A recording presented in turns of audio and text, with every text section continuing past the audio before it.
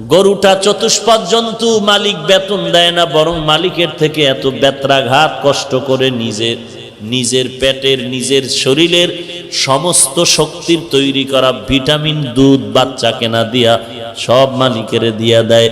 এই মালিকের জন্য এত পাগল গরু, এরপরও মালিক গরুটারে কিছুই দেয় না, বেতের বাড়ি।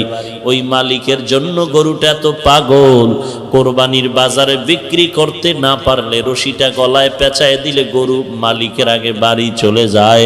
যদি বিক্রিও করে ফেলে, নতুন মালিক রশি ধরে টানে বাড়ি যেতে চায় না, কারণ পুরান মালিকের সাথে একটা গভীর সম্পর্ক হয়ে গেল। এখন 2-3 জনে বেত দিয়া বাড়ি দিয়া এরপর অনেক কষ্ট করে নতুন মালিকের বাড়ি নেয়। বাড়ি নেওয়ার পর লম্বা একটা রশি দিয়া গরুটারে বেঁধে ঘাসের মধ্যে যখন বেঁধে রাখে, গরুটা 1 সপ্তাহ পর্যন্ত ঘাসের মধ্যে মুখ লাগায় না। আন্দাজ করে পুরান মালিকের বাড়ি তাকায়া চোখের পানি ফেলে কাঁদতে থাকে। গর্ব সুরত আদমি ইনসাবুদে আহমদ বু জাহলো হাম এক সাবুদে আদমিরা আদমিয়ত লাজমাস ঔদেরা গর্বুনা বাশুদ হই জমাস। তাহলে যেই মানুষটার, গরুটার কর্মসূচি কি? খাওন আর ঘুম, আর কোনো চিন্তা নাই। খানা পাইলেই সারলো। কার খানা তদন্ত করার সুযোগ নেই। খানা পাইলো আর খাইলো, হাঁটে আর খায়। ঘুম আর খানা ছাড়া গরুটার কোনো কর্মসূচি নাই। তো একটা মানুষকে তো আল্লাহ দুনিয়াতে ঘুমানোর জন্য আর খানার জন্য পাঠান নাই। যেই মানুষটা শুধু খানা আর ঘুম নিয়ে ব্যস্ত, আল্লাহ যে অন্য কোনো দায়িত্ব দিছেনি কোনো চিন্তাও করে না। আল্লাহ পাক বলেন, বান্দা তুই গরুর থেকে খারাপ, কারণ গরুটায় মালিকের বেতন পায় না, এরপরও মালিকের জন্য পাগল। আর আমি আল্লাহ মালিক তোরে খানা দেই, কত কিছু দিলাম, বাতাস আমার, পানি আমার, সূর্যের আলো আমার, চন্দ্রের আলো আমার দেওয়া নিয়ামত পাওয়ার পর একবারও তুই আলহামদুলিল্লাহ শব্দটাও বলে শুকর আদায় করো না। আমি আল্লাহ যদি এখন তোকে বলি তুই শুধু গরু না, তুই গরুর থেকে বড় খারাপ, এই কথা আমার অযৌক্তিক হবে না। কারণ তোকে আমি আল্লাহ তো সব মাখলুকতের মধ্যে সম্মানিত করেছি। এই সম্মানটা ধরে যদি রাখতে না পারো, তোর জন্য ঠিকানা হলো জাহান্নাম। ওয়ালাকাদ যারানা লিজাহান্নামা কাসীরাম মিনাল জিন্নি ওয়াল ইনসি লাহুম কুলুবুন লা ইয়াফকাহুনা বিহা ওয়া লাহুম আ'য়ুনুন লা ইউবসিরুনা বিহা ওয়া লাহুম আযানুন লা ইয়াসমাউনা বিহা উলাইকা কাল আনআমি বাল হুম আদাল উলাইকা হুমুল গাফিলুন। আল্লাহ তাআলা বলেন, অধিকাংশ জিন আর মানুষ জাহান্নামে যাবে। কম না বেশি? অধিকাংশ জিন আর মানুষ, ইনসান জাহান্নামে যাবে। কেন? আমি আল্লাহ তাদের কলব দিলাম ফিকির করবে, ফিকির করে না। চোখ দিলাম দেখার জন্য, যা দেখতে বললাম তা দেখে না। কান দিলাম শ্রবণ করার জন্য, যা শুনতে বললাম তা শুনে না। উলাইকা কাল আনআম, এই মানুষগুলো চতুষ্পদ জন্তু বলে না, বালহুম আদল, তার থেকেও খারাপ। তাদের পরিণাম ফল জাহান্নাম। এরে নবীর উম্মতের দল, আল্লাহ বলেন, আমার সাথে যারা মোলাকাত করতে চাও, কিয়ামতের ময়দানে আল্লাহ তার আশেক বান্দাদের সাথে মোলাকাতের জন্য রাস্তা খুলে দিবেন। এক পর্যায়ে আল্লাহ কুদরতের পর্দা উঠাইয়া তার আশেক বান্দার সাথে মোলাকাতের ব্যবস্থা করবে। ওই মোলাকাত যদি তুমি পেতে চাও, জমিনের মধ্যে 2টা কর্মসূচি পালন করো। 1 নাম্বার, নেক আমল করো। নেক আমল কি?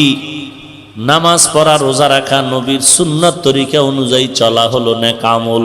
এক কথায় ফরজ, ওয়াজিব, সুন্নাত, মুস্তাহাব যেগুলো আছে এগুলোর নেক আমল। গুনাহ বলতে সব হলো বদআমল। এক কথায় ওই কাজ করা যাবে না যে কাজ করলে আল্লাহ বেজার। ব্যবসাও করেন বাধা নাই, ঘুমাইবেন তাও বাধা নাই, যদিও মুমিনকে ঘুমানোর জন্য পাঠান নাই, বাজার করার জন্য পাঠান নাই, খানার জন্য পাঠান নাই, এরপরও মুমিন যদি খানা খায় তাও ইবাদত, মুমিন যদি ঘুমায় যায় তাও ইবাদত। খানাটাও নেকের পাল্লায় ওজন হবে, ঘুমাইলেও নেকের পাল্লায় ওজন হবে। বান্দা বাজারে দোকানদারি করবে তাও নেকের পাল্লায় ওজন হবে। কেন? বিড়িটা নেই জন্য না, না, বান্দা আল্লাহর মোহাব্বত নিয়া নবীর তরিকা মতে যদি ব্যবসা করে, ওই ব্যবসার ব্যাপারে আল্লাহর রাসূল বলেন কিয়ামতের ময়দানে আমি নবীর সাথে জান্নাতে থাকবে। ফালইআমাল আমালান সালিহা। নেক আমল এত দামি একটি সম্পদ, তবে আমলটা আবার যেমন তেমন হলে হবে না। সাহাবায়ে কেরাম নামাজ পড়েছেন, আপনিও নামাজ পড়েন, আমিও নামাজ পড়ি, সবার নামাজের ভেতরগত হালাত তো এক না। নবমুসলিম নবীর হাতে কালেমা পড়ে মুসলমান হয়ে গেল, মুসলমান হওয়ার পরে মসজিদে নববীর মধ্যে নামাজ পড়ে, বাইরে গিয়ে আবার মিথ্যা কথা গুনাহ করে। সাহাবায়ে কেরাম বললেন, নবীজি নবমুসলিম কালেমা পড়ার পরে গুনাহ ছাড়ে না। নবী একটা কথা একবার শুনলে কিছু বলতেন না, তিনবার অভিযোগ আসলে তারপরে চিন্তা করতেন। কিছুদিন পরে আবার অভিযোগ, পয়গম্বর নতুন মুসলমান, নামাজও পড়ে গুনাহও করে। নবী আজও চুপ হয়ে গেলেন। কিছুদিন পরে আবার অভিযোগ, পয়গম্বর নব মুসলমান, নামাজও পড়ে জামাতের সাথে আবার গুনাহও করে। নবী তিনবার কথা শোনার পরে জবাব দিলেন, তোমরা কিছু বলিও না, দোয়া করো, যেদিন তার নামাজটা ঠিক হয়ে যাবে সেদিন গুনাহ থেকে বেঁচে যাবে।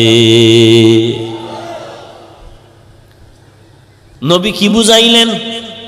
লোকটা নামাজও পড়ে গুনাহ করে, কারণটা কি বলেন? নামাজটা ঠিক মতো হয় না।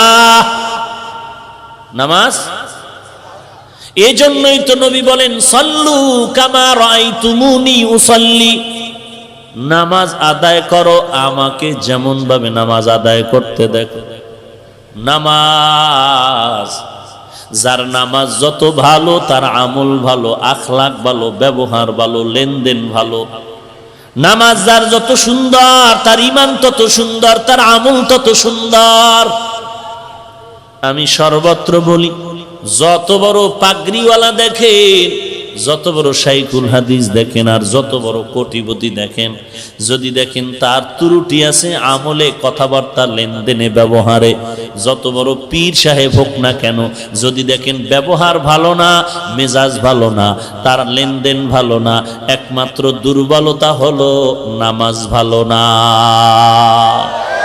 মকুন সুস্তি নামাজে পাঞ্জে গানা, মকুন সুস্তি নামাজে পাঞ্জে গানা, ফাওয়াইলুল লিল মুসাল্লিনাল্লাযিনা মুমিনারা ইনামাজে ইমদাদ দা ইস্তাইনু, আয়াতে কুরআন, আয়াতে কদ আফলাহারা ইয়াদিকুন গৌর কুন্দর মানিয়াজ দিল সাদিকুন। নামাজ যার যত ভালো তার জিন্দেগি ততই ভালো। এই নামাজের ভেতরে ত্রুটি ত্রুটি, চতুর্মুখী ত্রুটি ভরা।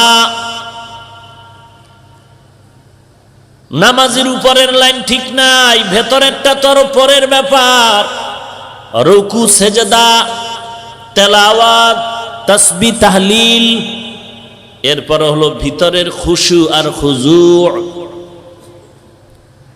নামাজ আল্লাহর ওয়াদা, ইন্নাস সালাতা তানহা আনিল ফাহশাই ওয়াল মুনকার। ওয়ালা যিকরুল্লাহি আকবার। নামাজের মতো নামাজ যদি পড়ো রে বান্দা, নামাজ তোমাকে পাহাড় সম পরিমাণ বিপদ থেকে বাঁচায় দিবে নামাজ। শাহজালাল রহমাতুল্লাহ আলাইহি পাপিষ্ট গৌর গোবিন্দর থেকে সিলেটের জমিনে গৌর গোবিন্দের অত্যাচার, আক্রমণ আর জুলুম থেকে পরিত্রাণ পাওয়ার একটাই মাধ্যম হলো নামাজ। নামাজের মধ্যে কান্নার আওয়াজ, তাহাজ্জুদে নামাজে আল্লাহর দরবারে দোয়া করলেন। দোয়া করে আজান হয়ে গেল ফজরের। ফজরের আজান যখন শুরু হয়ে গেল, আজান শেষ, গৌর গোবিন্দর সব গোষ্ঠী সহ শেষ। নামাজ ফালইআমাল আমালান সালিহা, রবের সাথে মোলাকাত যদি করতে চাও দুইটা কাজ করো। এক নাম্বার নেক আমল করো, দুই নাম্বার সতর্ক শিরিক যেন না হয়। শিরিকের গুনাহ বড় মারাত্মক গুনাহ। এরে নবীর উম্মতের দল, আল্লাহ তাআলা বলেন সব গুনাহ মাফ হলো, শিরকের গুনাহ আমি ক্ষমা করব না। ইন্নাল্লাহা লা ইয়াগফিরু আন ইউশরাকা বিহি ওয়া ইয়াগফিরু মা দুনা যালিকা লিমান ইয়াশা ওয়া মান ইউশরিক বিল্লাহ ফাকাদ ইফতারা ইসমান আযীমা ওয়া মান ইউশরিক বিল্লাহ ফাকাদ দাল্লা দালালাম বাঈদা ওয়া মান ইউশরিক বিল্লাহ ফাকাদ হারামাল্লাহু আলাইহিল জান্নাহ। আল্লাহ বলেন সব গুনাহ মাফ করলেও শিরকের গুনাহ মাফ হবে তো না, ওই বরং জাহান্নাম তার উপরে ওয়াজিব, জান্নাত হারাম। এত বড় মারাত্মক অপরাধ শিরকের গুনাহ। জমিনের মধ্যে গোলামি হবে আল্লাহর, আদর্শ আর তরিকা থাকবে রহমাতুল লিল আলামিনের। গোলামি হবে কার? এককভাবে না শরীক সহ? আমার নামাজ, আমার রোজা, আমার ব্যবসা, আমার বাণিজ্য, আমার বয়ান, আমার চলাফেরা সব হবে কার জন্য? আদর্শ কার? রহমাতুল লিল আলামিন। এই কথাই তো কালেমার দাবি, লা ইলাহা ইল্লাল্লাহ মুহাম্মাদুর রাসূলুল্লাহ। কালেমার দুইটা অংশ, লা ইলাহা ইল্লাল্লাহ, নাই কোনো মাবুদ আল্লাহ ব্যতীত, মুহাম্মাদুর রাসূলুল্লাহ, মুহাম্মদ আল্লাহর প্রেরিত রাসূল পয়গম্বর। এই দুই কথার থেকে শিক্ষা নাও, জিন্দেগীর তোমার গলার মধ্যে কালেমার রশিটা লাগায় নাও। একদিকে লা ইলাহা ইল্লাল্লাহর পর্দা লাগাও, অপরদিকে মুহাম্মাদুর রাসূলুল্লাহর লাগামটা লাগায় নাও। লা ইলাহা ইল্লাল্লাহ তোমাকে এই কথা শিক্ষা দেয়, জমিনের মধ্যে মা বাবা ভাই বোন আত্মীয় স্বজন যাহা কিছু আছে, কেউ আমার আপন হতে পারে, কেউ আমার আসল না। আমার আসল হলো একমাত্র আল্লাহ। মুহাম্মাদুর রাসূলুল্লাহ দ্বারা আমাকে শিক্ষা দেয়, বান্দা গোলামি করবি আল্লাহর, আদর্শ মানবি নবীজির, আর কারো আদর্শ মানা যাবে না। বান্দা তুমি যত কাজ করবা, ব্যবসা পর্যন্ত শুরু করে তুমি সুইপারগিরি করো, যে কোনো কাজ করো, প্রত্যেকটা কাজের মধ্যে নবীর সুন্নত, নবী নিজে করিয়া দেখায় গেলেন। বান্দা তুমি খানা খাইবা, কিভাবে বসবা, বসার তরিকাও নবী শিখাইয়া দিছেন। খানার লোকমাটা কেমনে দিবা, তাও নবী শিখাইয়া দিলেন। পানির গ্লাসটা কেমনে ধরবা, তাও নবী শিখাইলেন। পানি কেমনে পান করবা, তাও নবী শিখাইয়া দিলেন। অতএব বান্দা গোলামি হবে আল্লাহর জন্য, তরিকা থাকবে নবীর, তরিকা থাকবে, আদর্শ থাকবে নবীর। অন্য কারো জন্য কোনো ইবাদত করা যাবে না, কোনো কাজ করা যাবে না। এবং আদর্শ মানতে হলে দুনিয়ার কারো আদর্শ মানা যাবে না, একমাত্র আদর্শ হলো রহমাতুল লিল আলামিনের আদর্শ। हम सूरत হামসিরাতে মুস্তফা দর তামামি হালে উকুন ইত্তেবায়ে সুন্নতে খায়রুল বাশার গিরে লাজিম তাবয়াবি হে পেশা। গোলামি হবে আল্লাহর, এখানে আর কাউকে অংশীদার বানানো যাবে না। অর্থাৎ আল্লাহর মতো অন্য কেউ আছে মনে করার নাম শিরিক। আল্লাহর গুণের মতো কারো গুণ আছে মনে করার নাম শিরক। আল্লাহ পাকের যত নাম আছে, রাজ্জাক, সত্তার, রহমান, আল্লাহ রিজিকের মালিক, হায়াতের মালিক, মৃত্যু দেওয়ার মালিক, সুস্থ করার মালিক আল্লাহ, ধনী বানানের মালিক আল্লাহ। আল্লাহ ছাড়া আর কেউ না, অন্য কাউকে মনে করার নাম শিরক। যারা করবে তারা মুশরিক। আল্লাহ বলেন সব গুনাহ মাফ হলো, মুশরিকদের শিরিকের গুনাহ ক্ষমা করা হবে না। বলখের বাদশা ইব্রাহিম ভাবতেছেন, কে আমাকে বলল আমি বোকা। ভাবতে ভাবতে ফজরের টাইম পেরিয়ে সূর্য উদিত হয়ে গেল পূর্বাকাশে। জ্ঞানী মানুষ তো যখনই ভাবতেছে, ভাবার মধ্যে অনেক জবাব এসে গেল ব্রেনের ভেতরে। কি জবাব? হঠাৎ করে সূর্যের দিকে তাকায় চিন্তা করে, আমি ইব্রাহিম ইবনে আদহামের ইশারায় বলখের মানুষ উঠে আর বসে, কিন্তু পূর্বাকাশে যাই সূর্যটা সকালবেলা উঠে, সন্ধ্যাবেলা পশ্চিমাস্ত যায় পশ্চিম আকাশে। এই সূর্য তো আমি ইব্রাহিমের অর্ডারে চলে না। এই সূর্য কার অর্ডারে চলে? তাকে তো একবার আমি দেখলাম না, চিনলাম না। তারে তো আমার চিনা দরকার, জানা দরকার। আমি বলখের বাদশা হইলাম, সূর্যের মালিকের চিনলাম না। আসলেই আমার মতো বোকা আর কেউ হতে পারে না। এই চিন্তা করে এখন নিজের বোকা বানায় বলল যে আমি আসলে কিসের বাদশা? আমি তো বোকা হয়ে আছি, আমার আসল মালিকের এখনো চিনলাম না। রাজকীয় পোশাক ফালাইয়া আল্লাহর বান্দা এবার জঙ্গলবাসী হয়ে যাচ্ছে, মালিকের তালাশে বের হয়ে যাচ্ছে। আল্লাহ তাআলা বলেন, ওয়াল্লাযীনা জাহাদু ফীনা লানাহদিয়ান্নাহুম সুবুলানা। যারা আমি আল্লাহকে পাওয়ার জন্য চেষ্টা করবে, অবশ্যই আমি আল্লাহ তার সামনে অনেক রাস্তা খুলে দিব। একটা না, অনেক রাস্তা খুলে দিব। যে কোনো রাস্তা দিয়ে ঢুকলেই বান্দার সাথে আল্লাহর মোলাকাত হয়ে যাবে। ইব্রাহিম ইবনে আদহাম জঙ্গলের দিকে দৌড়ায় আর কর্মচারীদের বললেন, প্রহরীরে বললেন, আমার আর তালাশ করবি না, তোরা আমাকে কি তালাশ করবি? আমি আর একজনের তালাশে বের হয়ে যাই। আল্লাহর বান্দা আল্লাহর তালাশে বের হয়ে গেলেন।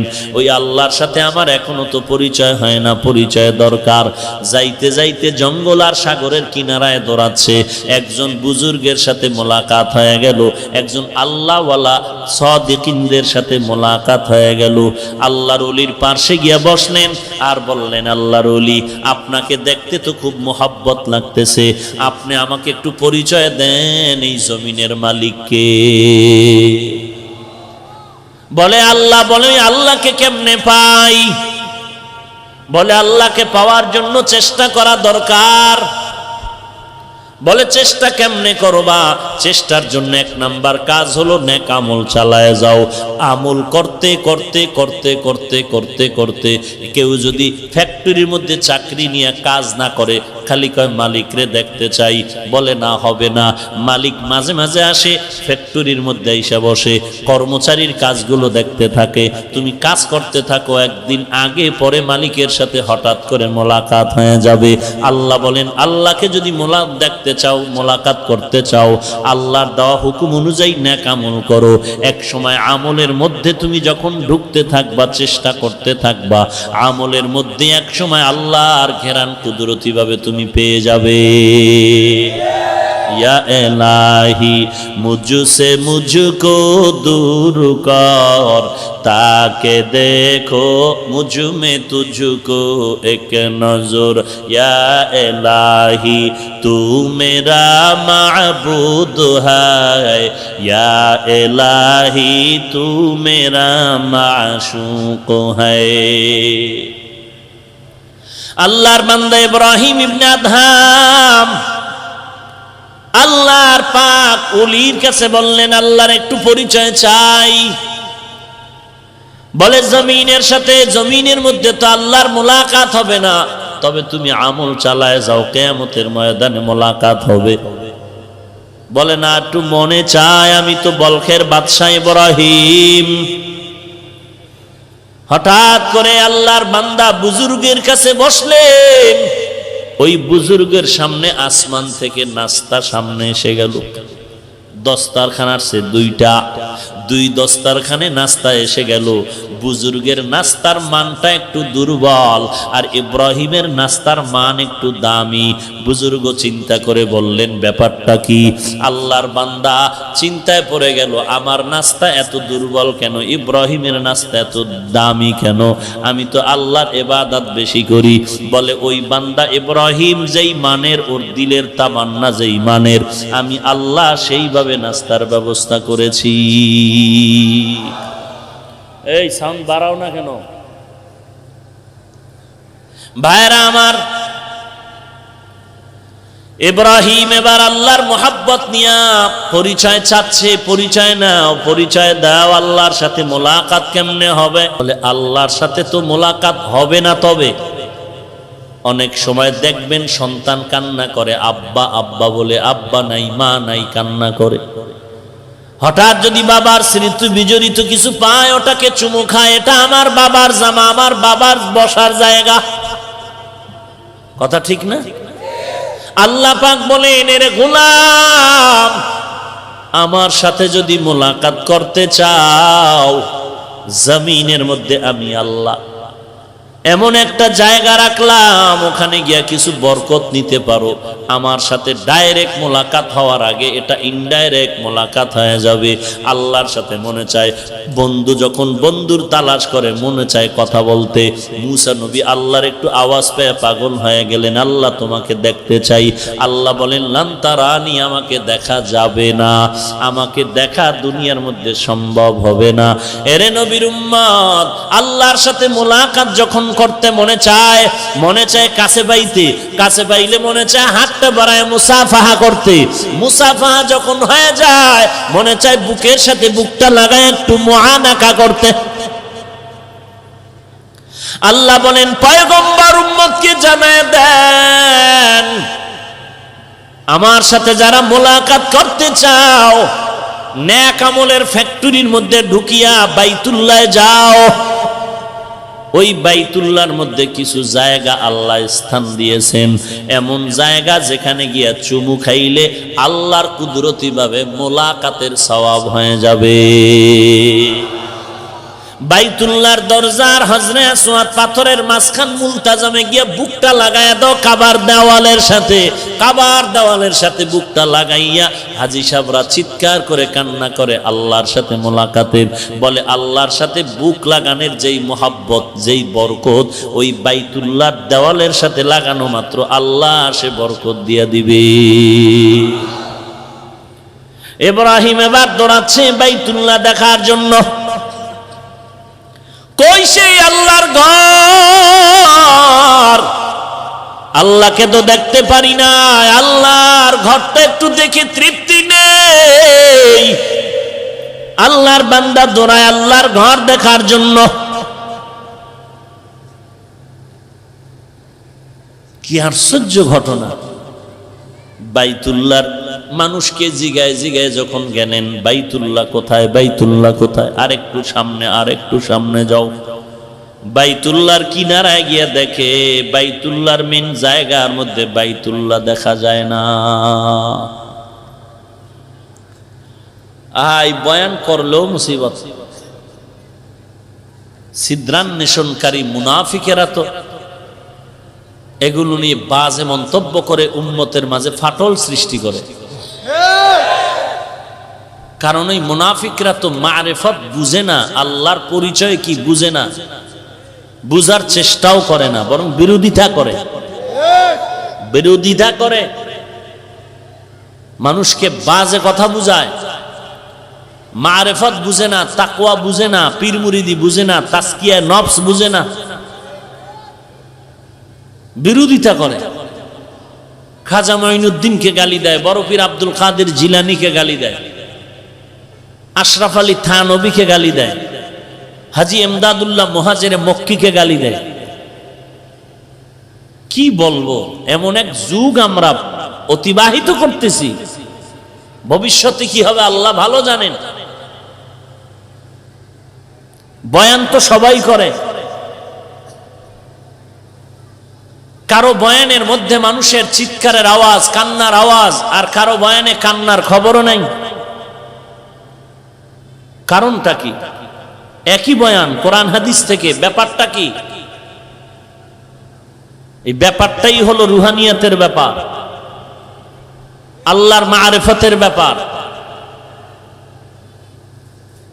এগুলো না বুঝার কারণে, এগুলো না বুঝার কারণে বড় বড় বুজুর্গদেরকে পর্যন্ত এরা গালাগালি করে। যাদের তাহাজ্জুদ কাজা হয়নি এমন বুজুর্গকে এরা গালি দেয়। কত বড় ধৃষ্টতা! শুধু তাই কি, এরা ওমরে ফারুক পর্যন্ত গালি দেয় যে ওমরে ফারুক রাদিয়াল্লাহু তাআলা আনহু বেদাতি। নিজের স্বার্থ সিদ্ধি করার জন্য। কি বলবো, বাইতুল্লাহ জাগায় নাই, গেল কই? বাইতুল্লাহর খবর নাই। ইব্রাহিম তালাশ করে, কই বাইতুল্লাহ? খুঁজে পায় না বাইতুল্লাহ। বাইতুল্লাহ জাগায় নাই বলে একটু দূরে মনে হয়, একটু চতুর্দিকে ঘুরতেছে ঘুরতেছে, তাকায় দেখ বাইতুল্লাহ সামন দিকে আগাচ্ছে, আর পেছনে পেছনে একজন আল্লাহর বান্দি হাঁটতেছে। ওই বান্দি বসরা এলাকার নাম হলো রাবেয়া। রাবেয়া বসরিয়া আল্লাহর একজন খাঁটি বান্দি। রাবেয়া মহিলা মানুষ, বাইতুল্লাহ আগাচ্ছে, পেছনে রাবেয়াও আগাচ্ছে। ইব্রাহিমকে দেখা মাত্র রাবেয়া কয়, রে ইব্রাহিম, তুমি ওই বাদশাহী ছেড়ে এখানে আসছো কেন? ইব্রাহিম বলে, কে তুমি? আমাকে কেমনে চিনলা? বলে, আমি বসরা এলাকা রাবেয়া। বলে, কাবা তোমার দিকে কেন, আমার দিকে না কেন? বলে, রে ইব্রাহিম, বুঝবা না, তুমি বাইতুল্লাহর পাগল, আর আমি রাবেয়া হলাম বাইতুল্লাহর মালিকের পাগল। या इलाही मुझसे मुझको दूर कर, ताके देखो मुझ में तुझको एक नजर। या इलाही तू मेरा माबूद है, या इलाही तू मेरा माशूक है। এগুলি বুঝানো যায় না, বুঝতেও চায় না। বিরোধিতায় পাগল পারা হয়ে আছে আমার ভাই, পাগল পারা হয়ে বিরোধিতায় লিপ্ত। নিজে জিকির করে না, আর একজনকেও করতে দেয় না, বিরোধিতায় লিপ্ত হয়ে আছে। অথচ আল্লাহর বান্দা আল্লাহর নামের জিকির করিয়া আল্লাহর কত স্বাদ পায়, এইটা তারে বুঝানোই যায় না। যে বগুড়ার দধি খায় না, তাকে বগুড়ার দধির মজা বুঝানো যায় না। যে কুমিল্লার রসমালাই খায় না, তাকে রসমালাইয়ের গুণগান বললেও বুঝতে চায় না। ওরে যেই বান্দা মাওলার জিকির করে মজা পায়, ওই মজার কথা আর একজনকে বুঝানো যাবে না। ইলিশ মাছ খাইয়া যে মজা পায়, যে খায় না তাকে বুঝানো যাবে না। আল্লাহর মারেফতের মধ্যে কি মজা, এই মজা হাজী এমদাদুল্লাহ মুহাজিরে মক্কি বুঝে, ওই অন্যরা বুঝে না। রশিদ আহমদ গাঙ্গুহি রহমাতুল্লাহ আলাইহি সারা বুঝতে চায় না। এই লাইনে যারা আছে উজানির কারি ইব্রাহিম রহমাতুল্লাহ আলাইহি বুঝে, আর কেউ বুঝতে চায় না। এই লাইনে যারা দৌড়ায় তারা বুঝে মারেফত কেমন জিনিস। কেমনে বুঝাইতাম? পটিয়া মাদ্রাসার বাণী মুফতি আজিজুল হক রহমাতুল্লাহ আলাইহি জবরদস্ত বুজুর্গ, মানুষের সামনে স্টেজে বসে নাহমাদুহু বলা মাত্র ময়দানে লাফালাফি শুরু হয়ে যেত। আর আমরা 3 ঘন্টা চেঁচামেচি করলেও কোনো আওয়াজ নাই, কান্না নাই, আমলের ফিকির নাই, জাহান্নামের ভয় নাই। আর পটিয়া চট্টগ্রাম মাদ্রাসার বাণী মুফতি আজিজুল হক রহমাতুল্লাহ আলাইহি স্টেজের মধ্যে বসে যদি যখন বলতেন নাহমাদুহু, টান দেওয়া মাত্র ময়দানের মধ্যে পরিবর্তন শুরু হয়ে যাইত। এটা এমনে হয় না, আল্লাহর সাথে গভীর সম্পর্কের মাধ্যমে হয়। ফটিকছড়ি এলাকা মাইজভান্ডারের পার্শ্বে নানুপুর এলাকা বড় পীর, ওখানে নানুপুরের হযরত বিশাল বড় মাদ্রাসা, এত বড় কুতুবুল আলম। আল্লাহর বান্দা যখন পানির পুকুরের কিনারায় বসে আল্লাহর নামের জিকির শুরু করছেন, লা ইলাহা বলে যখন ডান দিকে মাথাটা ঘুরাইছেন, ইল্লাল্লাহ বলে যখন বাম দিকে ধাক্কা দিলেন, নদীর পানি ডান দিকে উঠে আবার ইল্লাল্লাহর সাথে বাম দিকে চলে গেল।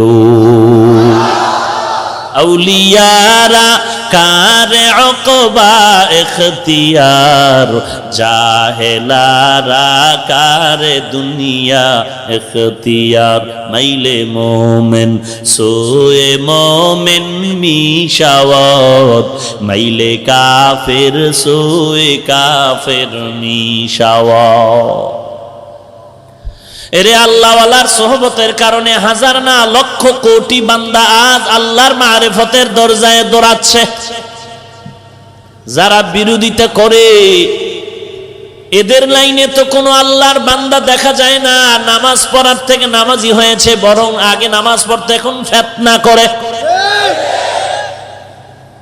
আগে এত অহংকারী হতো না, এখন অহংকার বেশি করে।